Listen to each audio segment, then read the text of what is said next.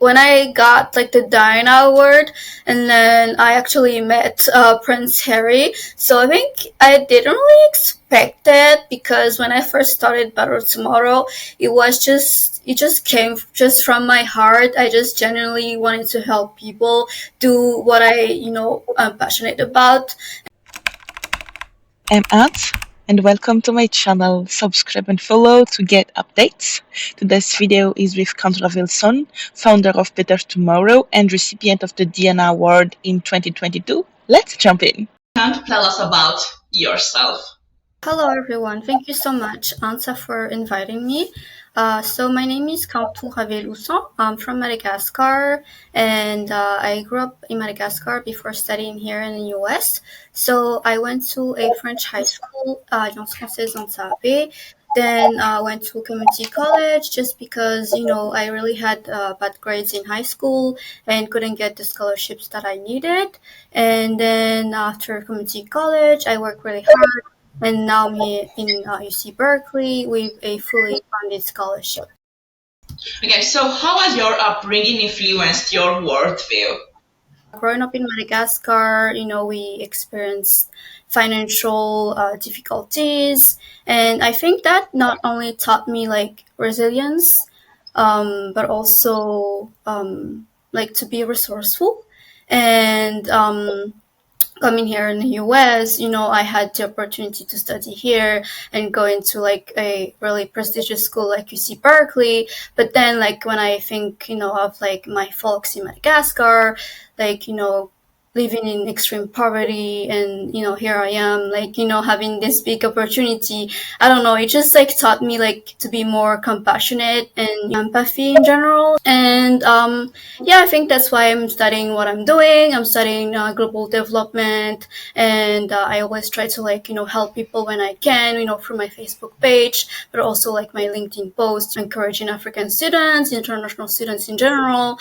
And yeah, so those are just like my values and like how I see the world. Yeah. So, what are some of the most significant cultural differences you've experienced? If we're talking about the US and Madagascar, so in terms of like education system, so first of all, here in the US, like it really shocked me. I was really surprised when I first came, into the classroom in the community college that I went to. So like everyone just share their own opinions, points of views. And I don't know, it just really like struck me because like in Madagascar, like we weren't allowed to like talk or things like that. And I think that was a like, really big change for me because I'm not really like that kind of person. I was like really shy and all of that. And but also like with the instructors here in the US, you can have close relationships with them. But in Madagascar, it's just like teaching and learning, and that's it. But here, like you can go have coffee with them, go to their office hours, talk about like your personal lives even, or anything that you want.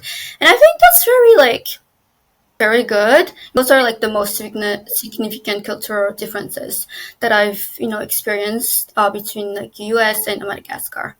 Yeah. Let us talk about the most important social issues that you care about. I think the main thing is poverty because I'm from Madagascar, of course, and then there's education, quality education. And the last thing is gender equality, just because gender, inequalities in Madagascar just really prevail. And yeah. Where can people find you? People can find me mostly on LinkedIn. So that's my name, Kanto Raveloson. And my Facebook page, also my name, Kanto Raveloson. Yeah, I do not really respond to like Instagram or like, my own personal Facebook, but yeah. Where do you study now, and in which year are you, and what is your major? So I'm currently studying at UC Berkeley. That's like University of California, Berkeley. And I'm studying global development, and I'm in my fourth year right now. When did you decide to pursue that path?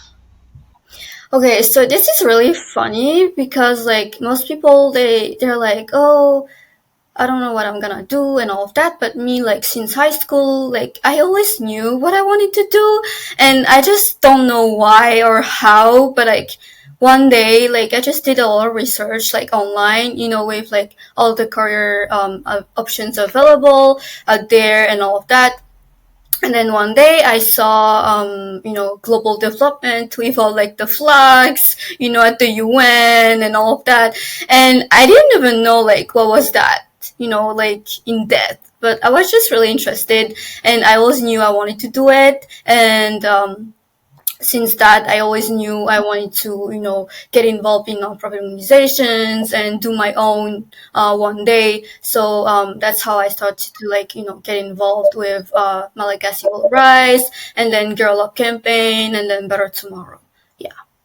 When and how did you decide which college to go to? Like I mentioned, I went to community college before transferring to UC Berkeley. So community college, just because my high school grades were really, really bad, so I couldn't get like the scholarships that I needed. I didn't get accepted to like the schools that I wanted, and so I just didn't know much about like what the community college really is like, about transferring to a four-year university, or like just anything about community college and its benefits. So I just started to go there just because it's really easy to get in. Like most of the community colleges, or like have really high acceptance rates. So that's why I decided to go there. But also they're really affordable, and yeah. So I just wanted to go here in the US, find a way to go here, and then try to work hard and better myself. And then why I decided to go to UC Berkeley. Well, when I was in community college, I didn't really like expect to do well in school. Even when I got here in the US, I didn't really expect much, like with like, I'm gonna get good grades and all of that.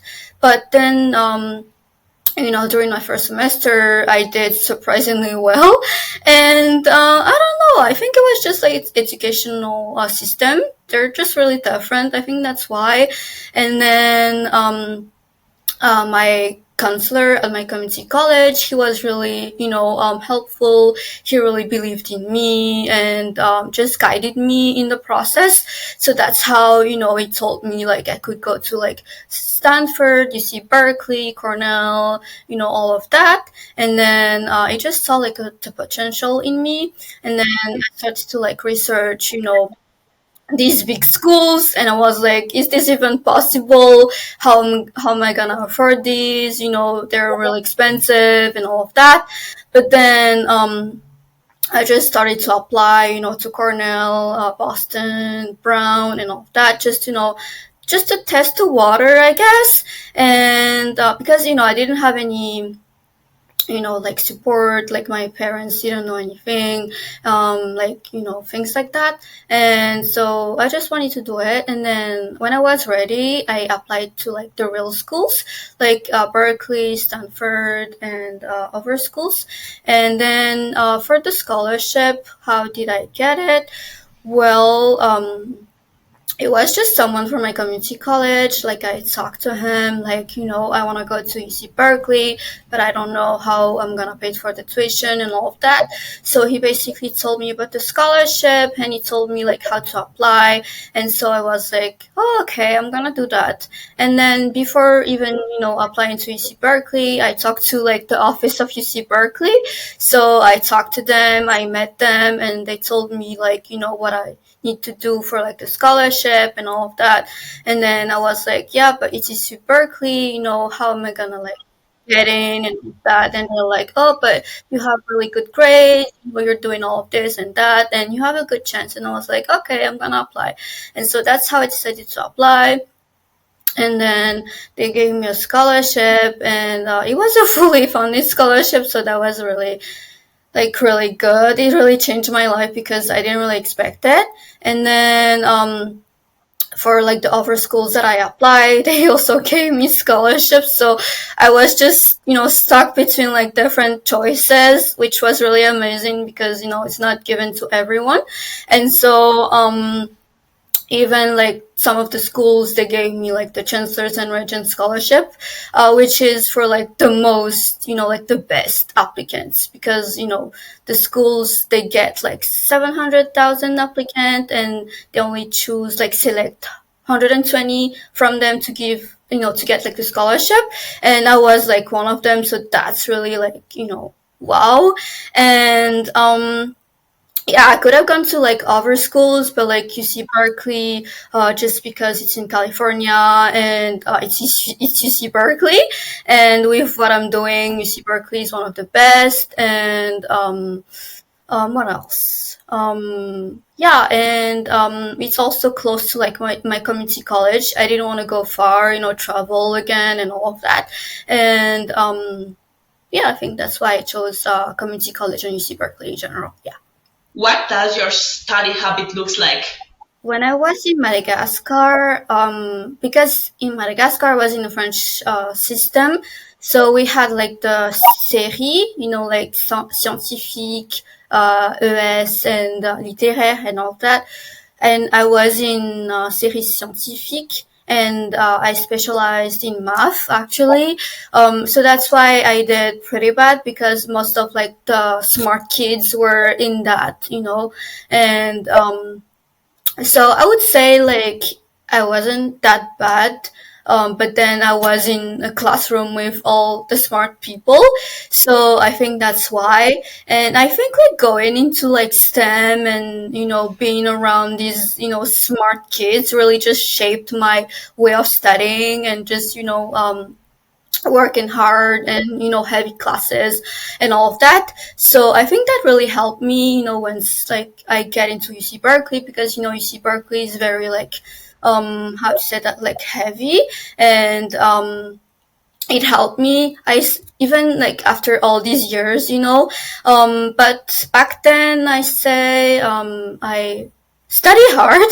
Yes, I say, but it still wasn't enough. I don't know, maybe I just studied like the wrong ways, or I don't know, or it's just like the educational system was not for me, maybe.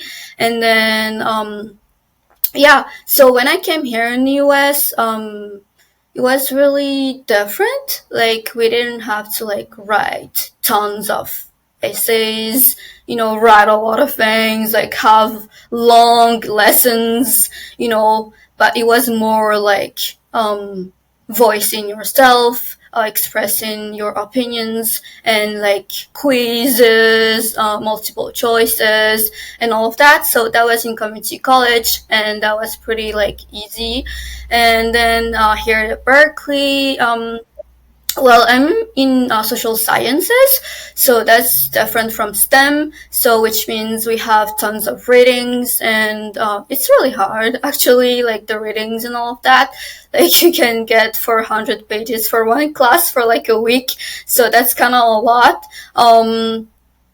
But you just have to like use what we have, which means like the technology, mostly when English is not your first language, and you use what you have, everything. You go to like the GSIs, the office hours. GSIs is like grad students instructors. So they help run the classes, they teach the classes, and so you can go to them, asking about like lectures and all of that. So I've been doing that here at Berkeley. That really helped me a lot, And in terms of like study habits, I always create a schedule, just so I know what needs to be done, when, and how much needs to be done. I always try to like stay organized, and I have like different things going on. So like being organized is really crucial. And then also like breaking the tasks, like, the most important things, and like the deadlines and assignments and all of that.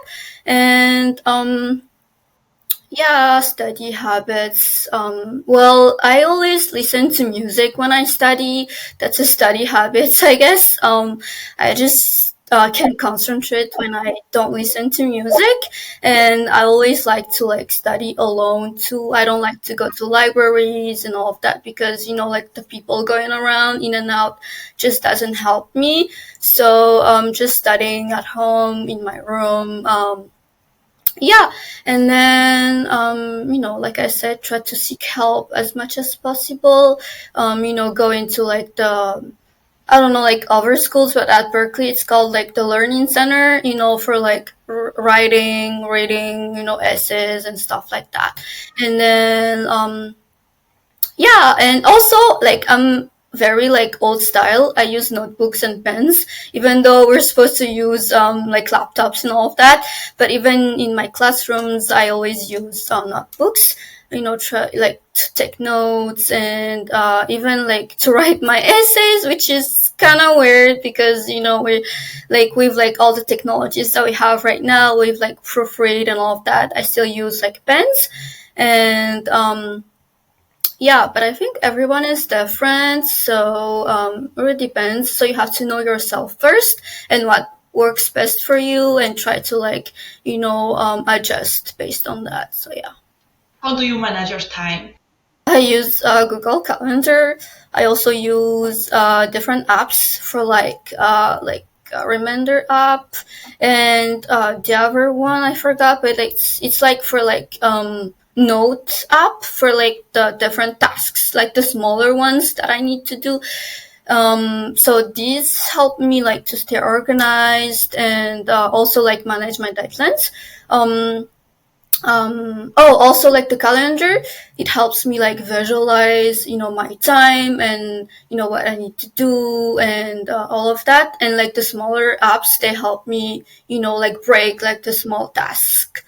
Yes, because in order to like do like the bigger ones, you need to like do the smaller ones first.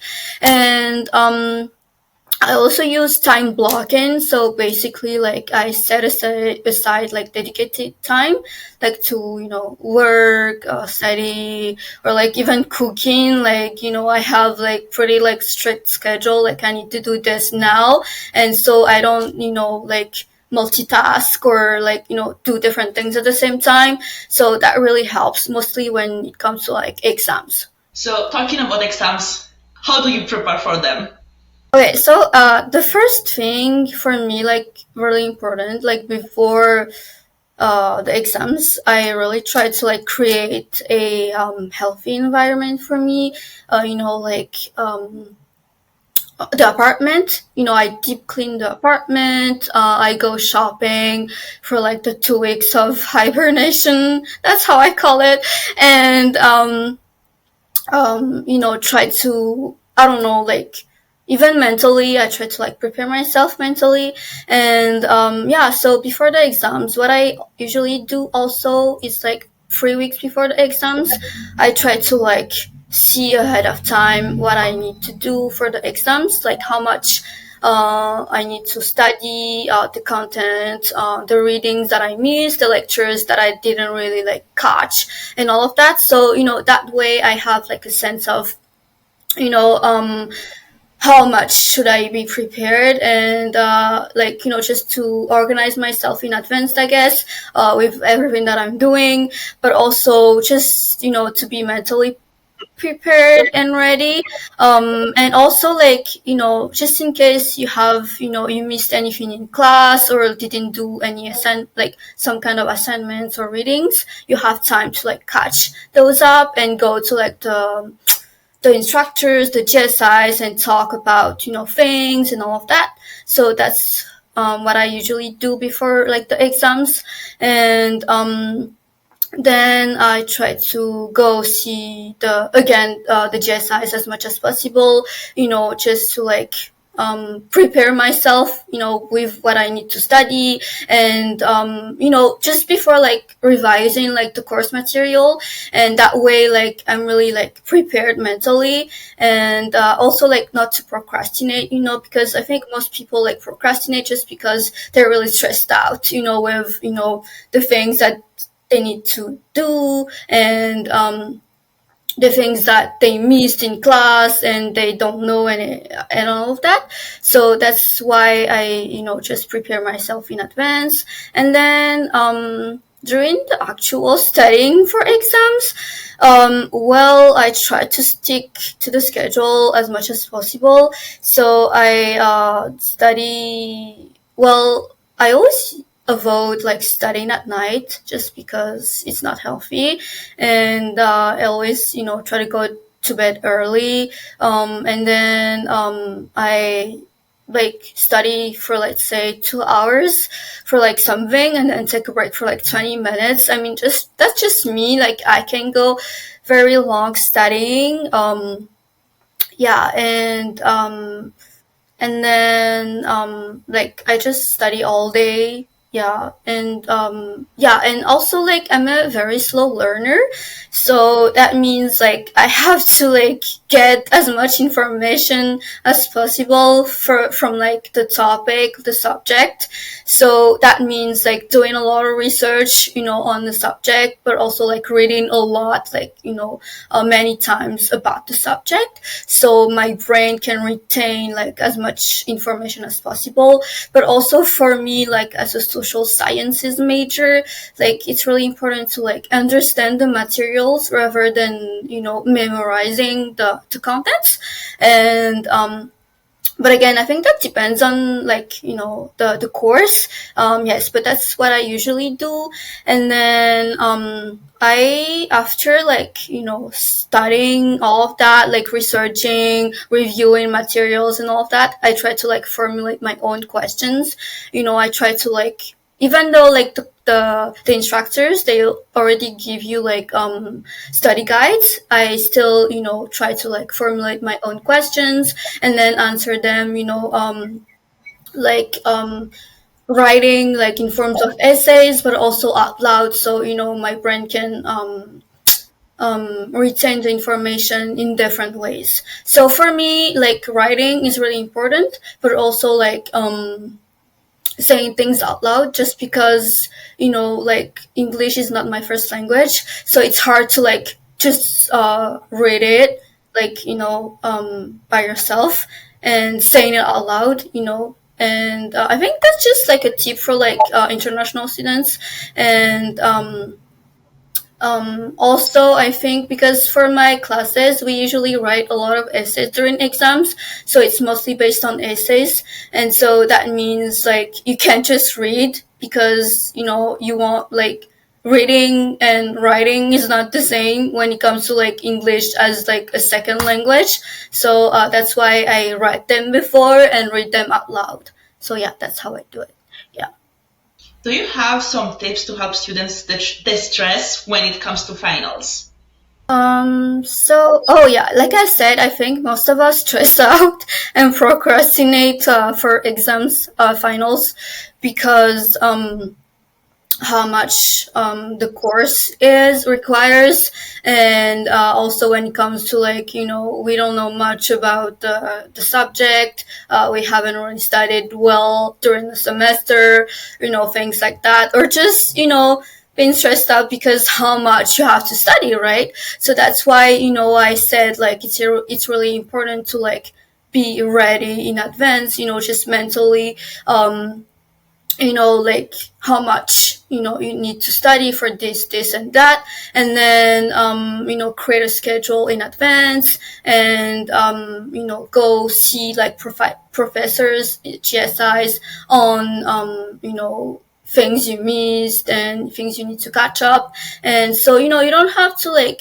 study them like right, like just like 3 weeks before. You can just see how much like things you need to do and all of that, so your brain can be ready.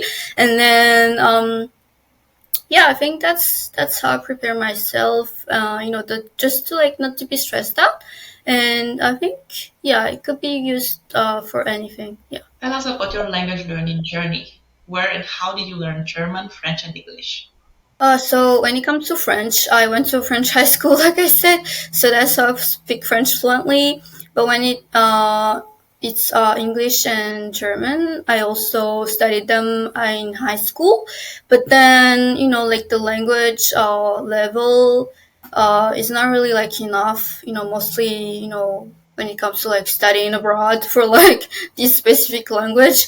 So for me, like English, like my dad, he just really valued like learning multiple languages, and that includes German and English. So that's how I prepared myself, with coming here in the U.S.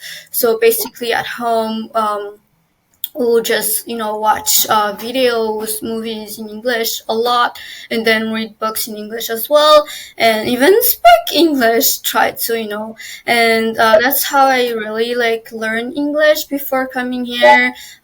Because I don't know, it was just really hard. And then for German, well, in high school, I took German classes, but then that wasn't really enough, of course. When I came here in the US, I knew how important it was, to learn different languages, mostly for like my major, which is global development. So I just, decided to take it seriously. So that's when I taught myself, again, German for like, online courses. And then when I went back to school, because I had like gap year during my school, and so when I came back to school, I decided to take advanced German classes. They were really intense and all of that, so that's why I learned to speak German as well. Yeah. Now let's talk about Better Tomorrow. Yes, of course. Tell us about it. What are the motivations, the stories, who are involved, and the impact? So, Better Tomorrow is a global non-organization that I founded almost 3 years ago now, which is crazy. So, we work on bridging the gender gap in education and STEM fields. So, regarding impact, so far we have completed 10. I mean, like the major. So 10 projects and events as a parent organization, which are different from like the local chapters projects, and those include like rebuilding schools in Madagascar and Morocco, but also providing water and adequate sanitation facilities. Also, like the orphanage in Uganda, and other different things. And for like the events, we had the fundraising event just recently in July here in California for like the orphanage that we building in Uganda. We also did like the Better Tomorrow app challenge in Madagascar. Also like the global webinar, which was online, and yeah. So that's about like the projects and events, and then like from like the how Better Tomorrow started. So we started off social media, which is pretty crazy because right now we're doing like on ground projects. I didn't really expect all of that. So yeah, so basically we started off social media. We have team solely online, so most of our teams are from different parts of the world. We have team from Malaysia, Costa Rica, UK, France. So those are like the main exec board. But then of course volunteers we have from everywhere. And then we started to post things on social media, like mostly Instagram, like videos, lives, and all of that. And then one day we did like a call for like members, and we actually got a lot of members from different parts of the world, which I didn't really expect. So that's how we started, and that's how we started our local chapters for these members from different parts of the world. And then also like most of our like sponsors, donors, partners, like I never met any of them. They just like reach out to us through social media, and then say this and that, and that's how we work together. And Yeah, I think like I don't know, like most people they don't realize the power of social media, and mostly nowadays. So I think we should take advantage of it. And then, like I always said, like most of like the work that we're doing are like from the local volunteers that we have. So without them, we would have like the project that we're doing right now. We would better tomorrow wouldn't be the same, and like my life wouldn't be the same. So they're the one who carry like our programs and sustain better tomorrow's impact. So yes. What inspired you to start Better Tomorrow? Yes. So, like I said, I've always been passionate about starting my own organization since that very like early age. I just didn't know like which niche or like social issues I'm gonna work on and all of that. Like, you know, but then like coming from Madagascar and then going here in the US and having like opportunity to study here, I just really saw like recognize the transformative potential of education.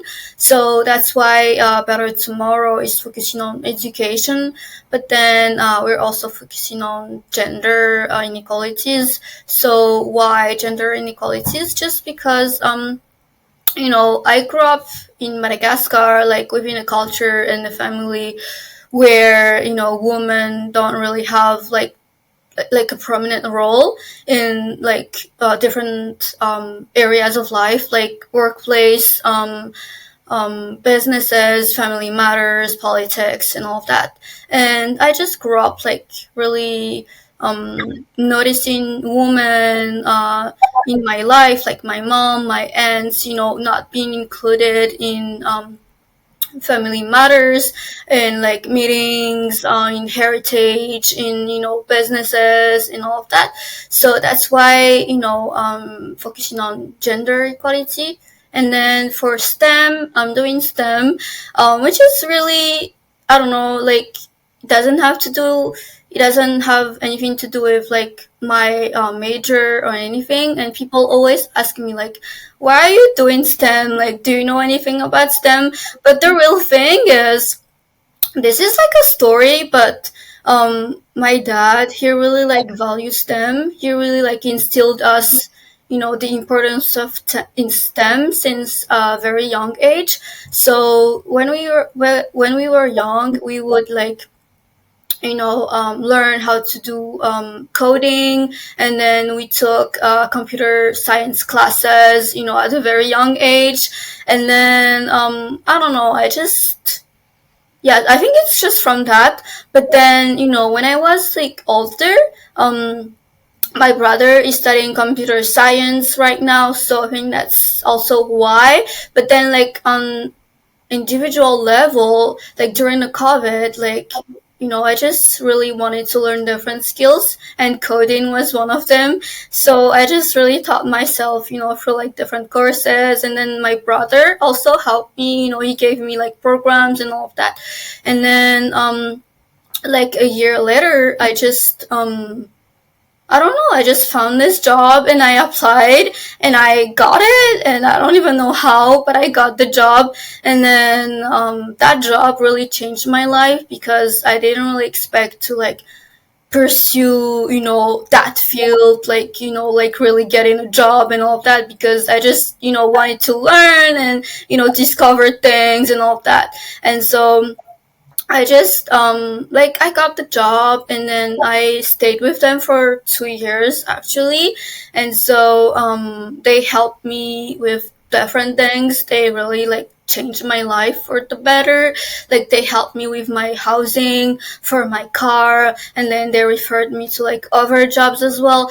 Just because like rent here in California is really expensive, and so that was really helpful. And also like I didn't have like the money to buy a car and all of that. So they helped me and all of that. So STEM really just changed my life, I think. And that's why we're focusing on STEM right now, and mostly as a woman. So yeah. What are some of the biggest challenges you faced while running Better Tomorrow? Okay, so when I first started Better Tomorrow, I didn't have really like experience. I mean, I did, but like not much. And so it was a really big change for me, running teams from different parts of the world, mostly like having college students and high school students in your team. That's just crazy, right?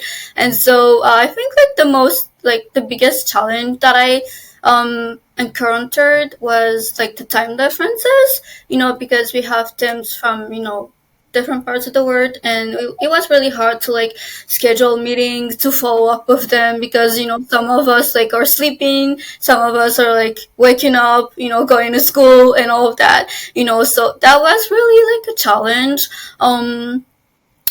And then after that, like maybe after like 3 months, I just really restructured everything, like how we run things, like the rules, like the teams. I just really restructured everything, and that's how we overcame this challenge.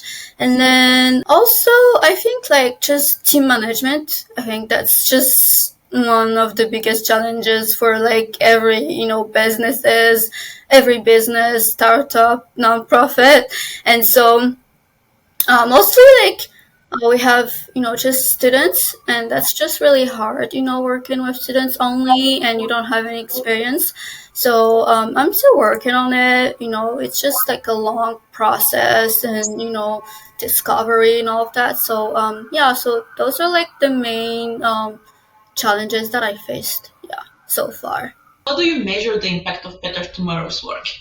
Well, for example, I said we have impacted like over 500 children, recruited over 250 volunteers, done a lot of like 10, over 10 projects and events.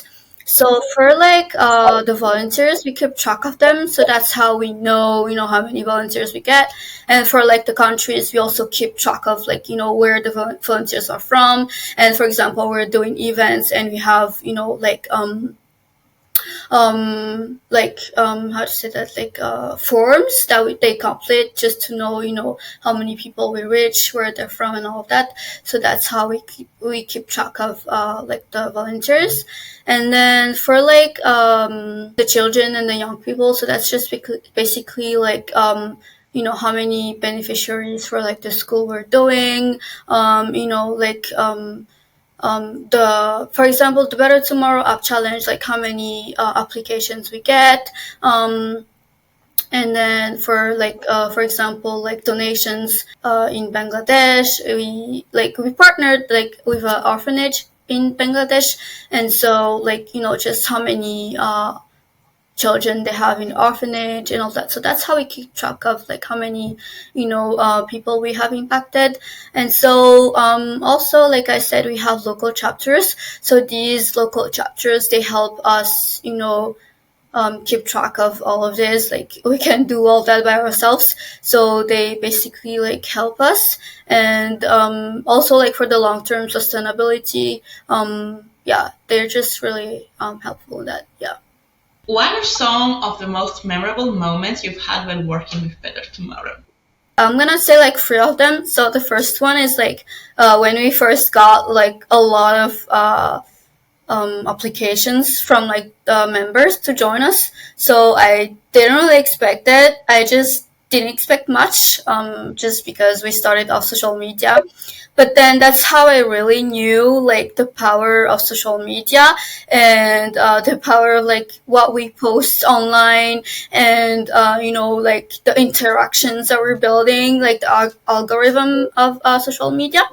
And so I don't know. I think that was just really memorable because I didn't expect to get as much people, and then as many people. And then the second most memorable, I'd say, when we first got our grant. That was like the first grant that we got for like the school rehabilitation in Madagascar, and we didn't even have to apply for it, which was really unbelievable. They just like reached out to us through social media. Again, the power of social media. So they reached out to us because they saw, like the video that we recorded for like the school. The things that we posted, and so they reached out to us. They said that they wanted to work with us. So this grant was from a nonprofit organization here in California. So they wanted to help, I think, genuinely. And so yeah, so we worked with them. They gave us the grant to do the school.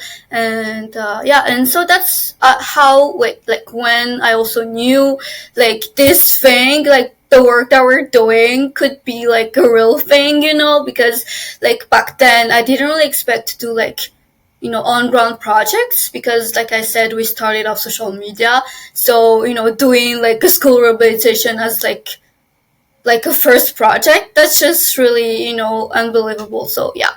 And then the third, I'd say when I got like the Diana Award, and then I actually met Prince Harry. So I think I didn't really expect it, because when I first started Better Tomorrow, it just came just from my heart. I just genuinely wanted to help people do what I'm passionate about, and then that's it. But then like all these people, they're like, oh, like doing an organization can open a lot of doors for you and all of that. But then I don't know, it wasn't really my plans or anything.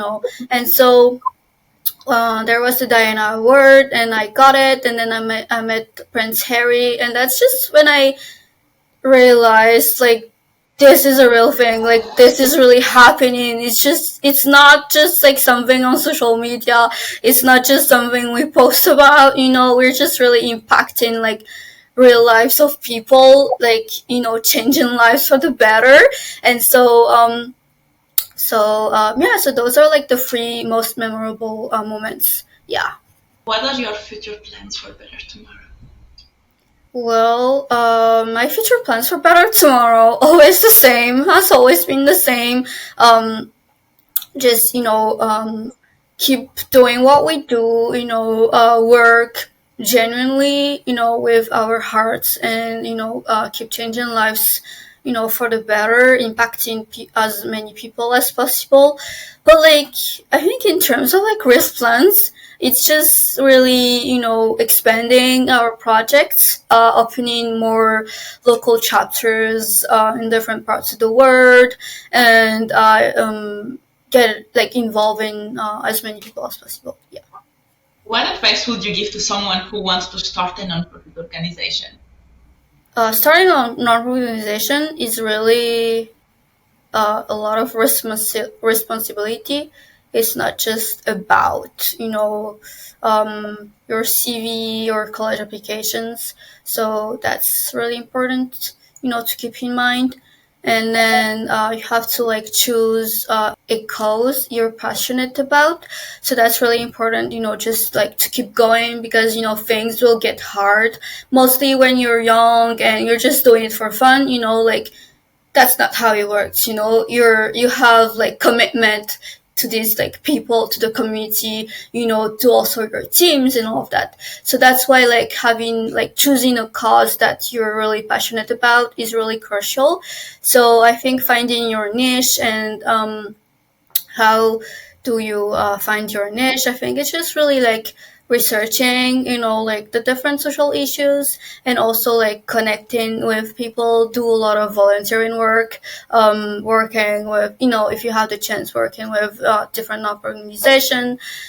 But also like I think the most important thing is just really listen and interact to like the community that you want to work with, and listen to what they need, and the issues, the problems that need to be addressed. So for my part, I think like because we're working on education, STEM, gender inequality. So that just really came from my story, from my background. So I didn't really have to like search very far, or anything. So that's how I find my niche. And then for Better Tomorrow, I spent 2 years of networking, learning how to run an organization, having experience, applying to like different programs, like leadership programs and all of that, just to like be ready when I, start better tomorrow. So also I think advice is just really, learn as much as possible. I mean, this is like a long process and you need to be patient, and you're not gonna be perfect. You're not gonna like know everything like at once. That's just not possible. And so yeah, you just like keep discover things and have an open mind, because things will change, things will get harder, and also like the problems that like the communities will face will also change, so you need to keep that in mind. And then also like the teams, I think really important. Like you have to have like the right team for you, so that it really depends on like who you are, like your values, the values of your organization, because when you start like an organization, you have to have values in your cultural deck. So you have to keep that in mind, and then just choose the right team for you. And so for me, I think like my team really inspired me, to be where I am right now, because when I first started Better Tomorrow, I didn't know I was going to get into Berkeley. I didn't even think of applying. That just really inspired me, because just for like the context, most of my teams at Better Tomorrow, they are really really inspiring people.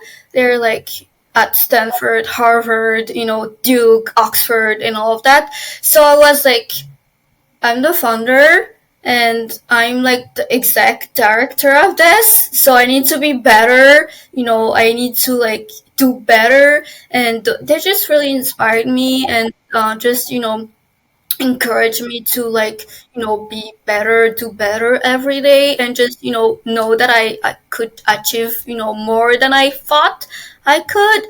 And so yeah, so I think like having like the right team for you is really important. Yes.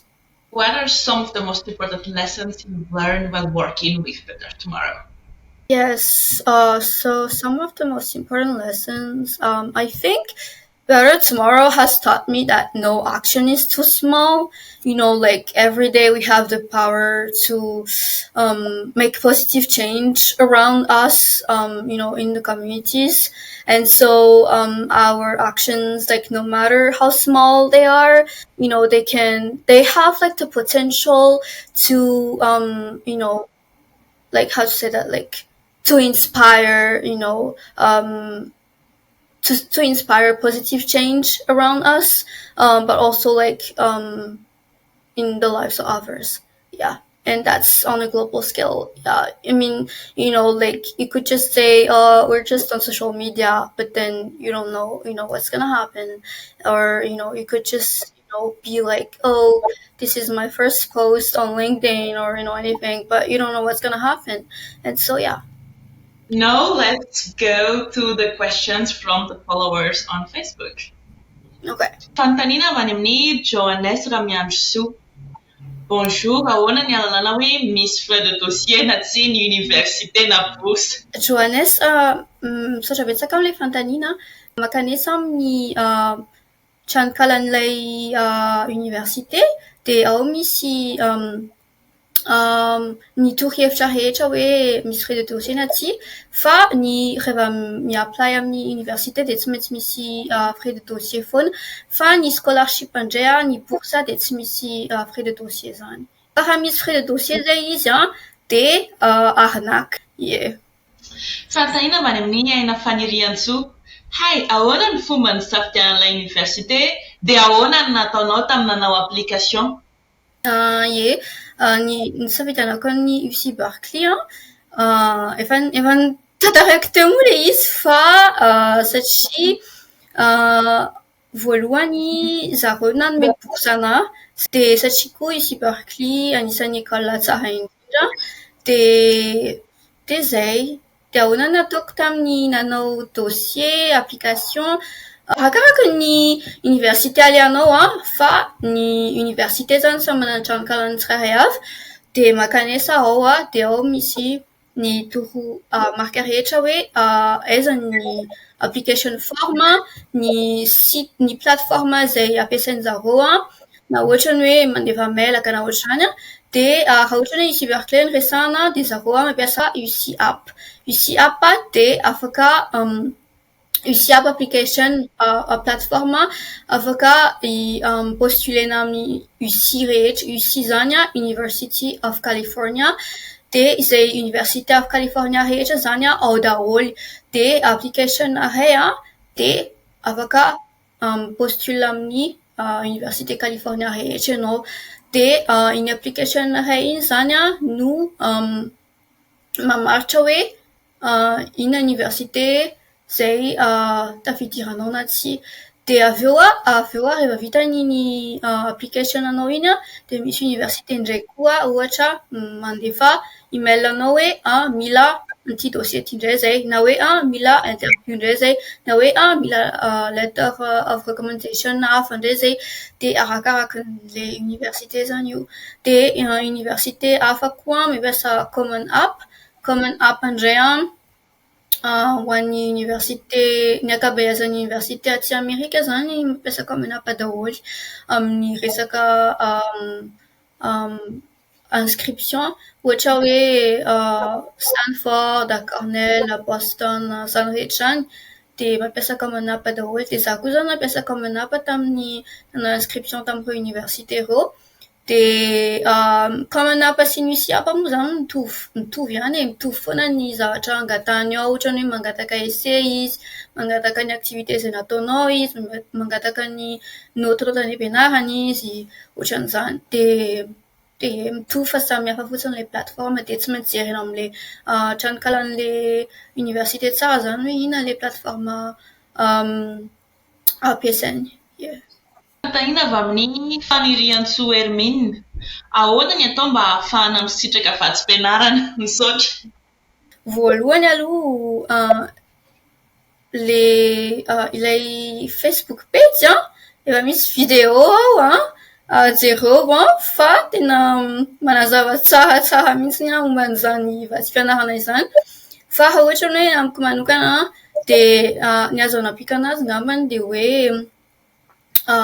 tsy maintsy manao activité maro ianao ankoatran'ny fianarana de tsy maintsy mahazo note tsara ianao any ampianarana de ny essai zay soratanao tsy maintsy tsara de izy moa zany samy manana ny tantarany ny olona samy manana ny background tsy afaka hoe mamorona tantara ianao na ohatran'izany fa tsy maintsy le essai anao mifandray amin'ny zay zavatra ianaranao de ianao tsy maintsy mampiseho hoe vonona hianatra ianao sy vonona ianao zay tokony atao satria mantsy ilay vatsim-pianarana ny tanjony zareo am'zany essai sy zavatra rehetra anontany iny de hoe fa maninona ianao no tokony omenay an'ity vatsim-pianarana ity de zay no tokony ampiseho anao amin'izay zavatra rehetra anontany iny na ohatrany hoe interview io na ohatran'izany. Your final words? Yes, so thank you so much for watching the video, first of all, and second of all, just really know that everyone is different, every path is different, it could be like, here in the US, I don't know, in Europe, anything in Madagascar, it doesn't really matter.